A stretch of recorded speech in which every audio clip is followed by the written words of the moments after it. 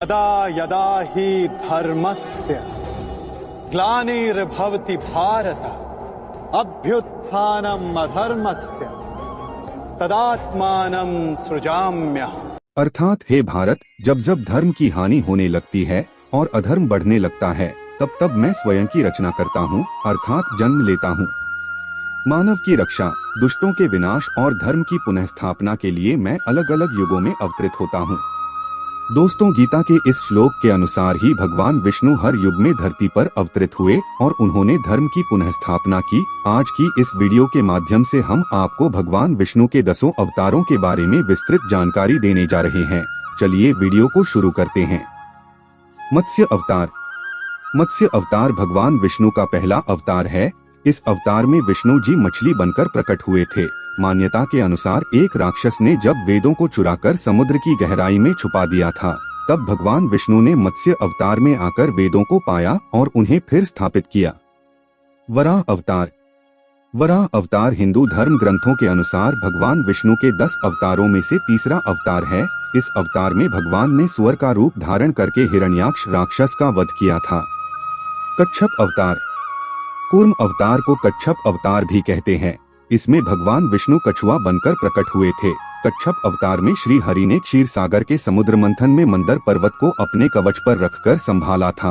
मंथन में भगवान विष्णु मंदर पर्वत और वासुकी सर्प की मदद से देवताओं और राक्षसों ने 14 रत्न पाए थे। नृसिंह अवतार। ग्रंथों के अनुसार भगवान विष्णु के 10 अवतारों में से चौथा अवतार नृसिंह है। इस अवतार में लक्ष्मीपति नरसिंह मतलब आधे शेर और आधे मनुष्य बनकर प्रकट हुए थे। इसमें भगवान का चेहरा शेर का था और शरीर इंसान का था। नृसिंह अवतार में उन्होंने अपने भक्त प्रहलाद की रक्षा के लिए उसके पिता राक्षस हिरण्याकश्यप को मारा था। वामन अवतार। भगवान विष्णु 5वां अवतार हैं वामन। इसमें भगवान ब्राह्मण बालक के रूप में धरती पर आए थे और प्रहलाद के पौत्र राजा बलि से दान में 3 पद धरती मांगी थी। 3 कदम में वामन ने अपने पैर से तीनों लोक नाप कर राजा बलि का घमंड तोड़ा था। परशुराम।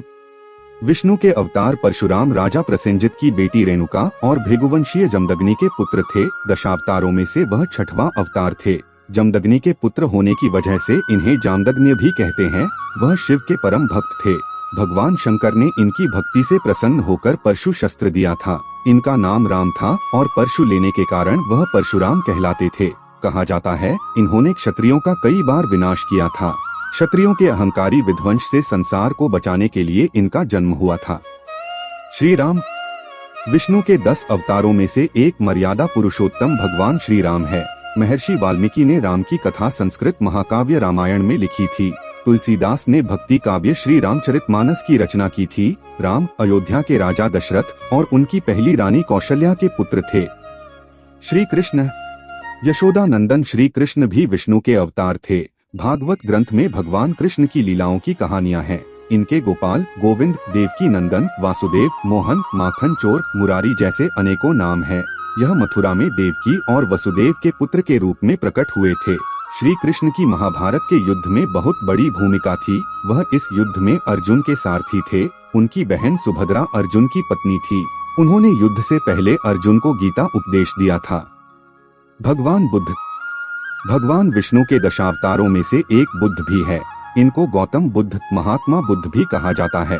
वह बौद्ध धर्म के संस्थापक माने जाते हैं। बौद्ध धर्म संसार के 4 बड़े धर्मों में से एक है। इनका जन्म क्षत्रिय कुल के शाक्य नरेश शुद्धोधन के पुत्र के रूप में हुआ था। इनका नाम सिद्धार्थ रखा गया था। गौतम बुद्ध अपनी शादी के बाद बच्चे राहुल और पत्नी यशोधरा को छोड़कर संसार को मोहमाया और दुखों से मुक्ति दिलाने के मार्ग पर निकल गए थे। कल्कि अवतार।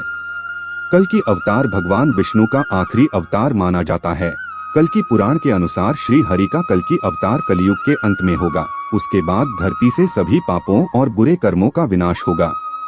तो दोस्तों, उम्मीद करते हैं आपको आज की वीडियो पसंद आई होगी। हिंदू धर्म से जुड़ी ऐसी ही रोचक जानकारी के लिए चैनल को सब्सक्राइब जरूर करें। मिलते हैं अगली वीडियो में।